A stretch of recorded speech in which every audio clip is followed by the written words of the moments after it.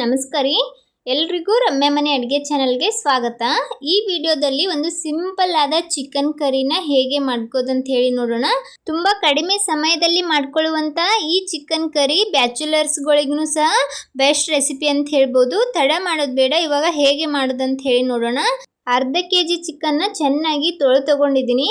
ಇವಾಗ ಅದಕ್ಕೇನೆ ಒಂದು ಅರ್ಧ ಚಮಚದಷ್ಟು ಅರಿಶಿನ ಪುಡಿ, ಹಾಗೆ 1 ಚಮಚದಷ್ಟು ಕಾಶ್ಮೀರಿ ರೆಡ್ ಚಿಲ್ಲಿ ಪೌಡರ್, ಒಂದು ಸ್ವಲ್ಪ ಉಪ್ಪನ್ನು ಹಾಕೊಂಡಿದ್ದೀನಿ। ನಂತರ ಇದಕ್ಕೇನೆ ಒಂದು ಸ್ವಲ್ಪ ಶುಂಠಿ ಬೆಳ್ಳುಳ್ಳಿ ಪೇಸ್ಟನ್ನು ಹಾಕೊಂಡು ಇವಾಗ ಇದನ್ನು ಚೆನ್ನಾಗಿ ಕಲಿಸ್ಕೊಳ್ಳೋಣ। ಚಿಕನ್ಗೆಲ್ಲ ಈ ಮಸಾಲೆ ಚೆನ್ನಾಗಿ ಹತ್ತಬೇಕು, ಹಾಗೆ ಇದನ್ನು ನೀಟಾಗಿ ಕಲಿಸ್ಕೋಬೇಕಾಗುತ್ತೆ। ನೋಡಿ ಚೆನ್ನಾಗಿ ಇದನ್ನು ಈ ಥರ ಕಲಸಿಟ್ಕೊಂಡಿದ್ದೀನಿ। ಇವಾಗ ಇದಕ್ಕೇನೆ 1 ಕಪ್ನಷ್ಟು ಮೊಸರನ್ನು ಹಾಕ್ಕೊಂಡು ಇದನ್ನು ಚೆನ್ನಾಗಿ ಕಲಿಸ್ಕೊಂಡು ಒಂದು ಅರ್ಧ ಗಂಟೆ ಇದನ್ನು ಹೀಗೆ ಇಟ್ಕೊಳ್ಳೋಣ। ಮೊಸರು ತುಂಬ ಹುಳಿ ಇದ್ದರೆ ಅರ್ಧ ಕಪ್ನಷ್ಟು ಹಾಕ್ಕೊಳ್ಳಿ। ಇದು ಸಪ್ಪೆ ಮೊಸರಿತ್ತು, ಹಾಗಾಗಿ 1 ಕಪ್ನಷ್ಟು ಮೊಸರು ಹಾಕ್ಕೊಂಡಿದ್ದೀನಿ। ಇವಾಗ ಈ ಕಡೆ ಒಂದು ಪಾತ್ರೆ ಇಟ್ಕೊಂಡು ಅದಕ್ಕೆ ಎಣ್ಣೆ ಹಾಕ್ಕೊಂಡು ಎಣ್ಣೆ ಚೆನ್ನಾಗಿ ಕೈದ ನಂತರ ಒಂದು ಪಲಾವ್ ಎಲೆ, ಹಾಗೆ ಒಂದು ಏಲಕ್ಕಿ, ಒಂದು ಕಪ್ಪು ಏಲಕ್ಕಿ, 1-2 ಲವಂಗ ಹಾಕ್ಕೊಂಡಿದ್ದೀನಿ। ಇದೆಲ್ಲ ಸ್ವಲ್ಪ ಫ್ರೈ ಮಾಡ್ಕೊಳ್ಳೋಣ। ಇದು ಫ್ರೈ ಆದ ನಂತರ ಇದಕ್ಕೇನೆ 1-2 ಈರುಳ್ಳಿನ ಈ ಥರ ಉದ್ದುದ್ದಾಗಿ ಕಟ್ ಮಾಡಿ ಸೇರಿಸ್ಕೊಂಡಿದ್ದೀನಿ। ಇವಾಗ ಈ ಈರುಳ್ಳಿನ ಚೆನ್ನಾಗಿ ಫ್ರೈ ಮಾಡ್ಕೊಳ್ಳೋಣ। ಈರುಳ್ಳಿ ಗೋಲ್ಡನ್ ಬ್ರೌನ್ ಕಲರ್ ಬರೋವರೆಗೂ ಫ್ರೈ ಮಾಡ್ಕೊಳ್ಳೋಣ। ನಾನಿಲ್ಲಿ ಒಂದು ಹಸಿಮೆಣಸಿನ್ಕಾಯಿನ ಕಟ್ ಮಾಡಿ ಹಾಕ್ಕೊಂಡಿದ್ದೀನಿ, ಹಾಗೆ ಒಂದು ಸ್ವಲ್ಪ ಶುಂಠಿ ಬೆಳ್ಳುಳ್ಳಿ ಪೇಸ್ಟನ್ನು ಹಾಕ್ಕೊಂಡು ಇದನ್ನು ಚೆನ್ನಾಗಿ ಫ್ರೈ ಮಾಡ್ಕೊಳ್ಳೋಣ। ಗ್ಯಾಸನ್ನು ಮೀಡಿಯಂ ಫ್ಲೇಮಲ್ಲಿ ಇಟ್ಕೊಂಡು ಈರುಳ್ಳಿನ ಚೆನ್ನಾಗಿ ಫ್ರೈ ಮಾಡ್ಕೊಳ್ಳಿ। ನೋಡ್ಬೋದು ಈರುಳ್ಳಿ ಇವಾಗ ಚೆನ್ನಾಗಿ ಫ್ರೈ ಆಗಿದೆ। ಇದಕ್ಕೇನೆ ಡ್ರೈ ಮಸಾಲೆ ಎಲ್ಲ ಸೇರಿಸ್ಕೊಳ್ಳೋಣ। ನಾನಿಲ್ಲಿ 1 ಚಮಚದಷ್ಟು ಧನಿಯಾ ಪೌಡರ್ ಹಾಕ್ಕೊಂಡಿದ್ದೀನಿ, ಹಾಗೆ ಒಂದು ಅರ್ಧ ಚಮಚದಷ್ಟು ಜೀರಾ ಪೌಡರ್, ಹಾಗೆಯೇ 1 ದೊಡ್ಡ ಚಮಚದಷ್ಟು ರೆಡ್ ಚಿಲ್ಲಿ ಪೌಡರ್ನ ಹಾಕ್ಕೊಂಡಿದ್ದೀನಿ। ನಂತರ ಇದಕ್ಕೇನೆ 1 ದೊಡ್ಡ ಚಮಚದಷ್ಟು ಚಿಕನ್ ಮಸಾಲ ಹಾಕ್ಕೊಂಡಿದ್ದೀನಿ। ಇದ್ರೆ ಹಾಕ್ಕೊಳ್ಳಿ, ಇಲ್ಲಾಂದರೆ ಗರಂ ಮಸಾಲ ಸಹ ಹಾಕ್ಕೊಳ್ಬೋದು। ಇದೆಲ್ಲ ಹಾಕ್ಕೊಂಡು ಇದನ್ನು ಚೆನ್ನಾಗಿ ಫ್ರೈ ಮಾಡಿಬಿಟ್ಟು ನಂತರ ಇದಕ್ಕೇನೆ 1-2 ದೊಡ್ಡ ಸೈಜ್ ಟೊಮೆಟೊನ ಪೇಸ್ಟ್ ಮಾಡಿ ಸೇರಿಸ್ಕೊಂಡಿದ್ದೀನಿ।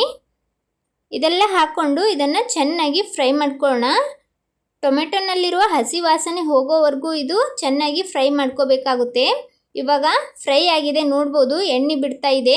ಈ ಟೈಮ್ದಾಗ ನಾವು ಮೊಸರನ್ನು ಕಲಸಿಟ್ಟಿರುವಂಥ ಚಿಕನನ್ನು ಹಾಕ್ಕೊಳ್ಳೋಣ। ಇದೆಲ್ಲ ಹಾಕ್ಕೊಂಡು ಒಂದು ಸಲ ಇದನ್ನು ಚೆನ್ನಾಗಿ ಮಿಕ್ಸ್ ಮಾಡ್ಕೊಳ್ಳಿ।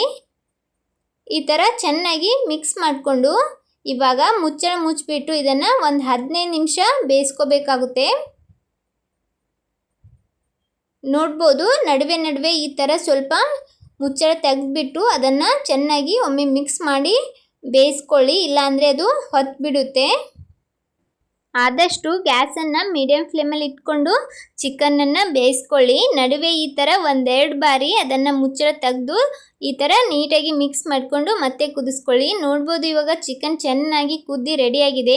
ಲಾಸ್ಟಲ್ಲಿ ಇದಕ್ಕೇನೆ ಒಂದು ಅರ್ಧ ಚಮಚದಷ್ಟು ಗರಂ ಮಸಾಲೆ ಹಾಕ್ಕೊಂಡಿದ್ದೀನಿ, ಹಾಗೆ ಒಂದು ಅರ್ಧ ಚಮಚದಷ್ಟು ಕಸೂರಿ ಮೆಂತಿನ ಈ ಥರ ಚೆನ್ನಾಗಿ ತಿಕ್ಬಿಟ್ಟು ಸೇರಿಸ್ಕೊತಾ ಇದ್ದೀನಿ। ಕಸೂರಿ ಮೆಂತಿ ಇಲ್ಲ ಅಂದರೆ ಸ್ಕಿಪ್ ಕೂಡ ಮಾಡ್ಬೋದು, ಕೊತ್ತಂಬರಿ ಇದ್ದರೆ ಅದನ್ನು ಹಾಕ್ಕೊಳ್ಳಿ।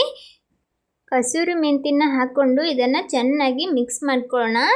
ಹಾಗೆಯೇ ಲಾಸ್ಟಲ್ಲಿ ಒಂದು ಸ್ವಲ್ಪ ಕೊತ್ತಂಬರಿನ ಕಟ್ ಮಾಡಿ ಸೇರಿಸ್ಕೊಂಡು ಇದನ್ನು ಚೆನ್ನಾಗಿ ಮಿಕ್ಸ್ ಮಾಡಿದ್ರೆ ಆಯಿತು।